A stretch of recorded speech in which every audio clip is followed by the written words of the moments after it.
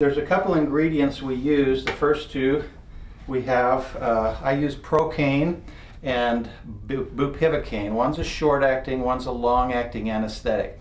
These don't heal a thing. They're simply for pain relief during the injection process. So we do have those, no healing there. Dextrose. 50% dextrose. When dextrose is introduced to blood cells, the cells actually expand and pop. So when we do prolotherapy, and you can watch some of my other videos, but as we do it, we do a lot of needling. In other words, we go down on the ligament and we poke the ligament with the needle, the blunt edge of the needle. That causes pinpoint bleeding.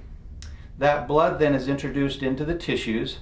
The dextrose then, as we inject that dextrose in, the blood cells expand and pop, releasing enzymes and hormones, two of the three ingredients we need for collagen making.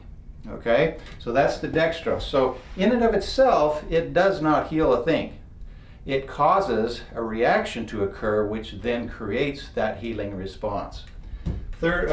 Last ingredient here is called moruate sodium. I don't know if you can read that on there, but sodium moruate comes from cod liver oil.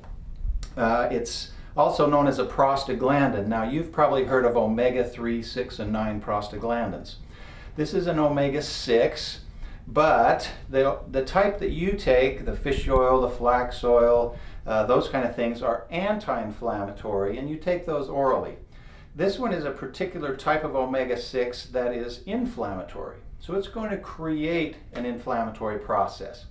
This particular omega-6 is also called arachidonic acid, and that's one of the three key ingredients to making collagen. So as we inject the moruate with the dextrose causes the red blood cells to burst, releasing enzymes and hormones. Add to that your sodium moruate. The body then can take, or the cells of the body can then take and make collagen out of that substance. Then as that collagen lays down on the joint tissue or the ligament tissue, it intertwines or weaves itself in, just like a braid, connecting that tissue and pulling it tight, thus decreasing that joint's extra mobility. As that occurs, the joint becomes tighter, more stable. Now, a lot of people say, well, my muscles are what's hurting. Most of the time with a ligamentous injury, the muscles are aching because they're trying to do the job of the ligaments. The ligament is the problem. It's unstable. It's allowed a joint, let's say the knee again, it's unstable. So the hamstrings, the calves, the tibialis anterior, the vastus muscles, they're all working hard to keep that joint stable. But it's not their job. So they're doing two jobs. They got to move, but you're also telling them, keep that joint stable. It's not going to happen. We have to stabilize those ligaments first, then the muscles can relax. Best place we see this is whiplash. Whiplash injuries, of course, in the neck. What happens after the injury? Person can't move their neck. They walk around like they have a tourniquet on their neck, or not a tourniquet, a splint on their neck. Well, what's happening there is the ligaments are injured, the bones are moving around a little bit too much, and so the muscles spasm and form a splint. That splint then holds that neck in a perfect position so it can't move and hurt the spinal cord.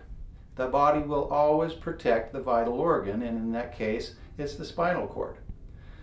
That's basically, in a nutshell, prolotherapy. Again, proliferation, creating collagen, rebuilding that tissue that has been damaged from strain or sprain, and making the ligament structure stronger, thus mobilizing that joint, making it stronger and last forever.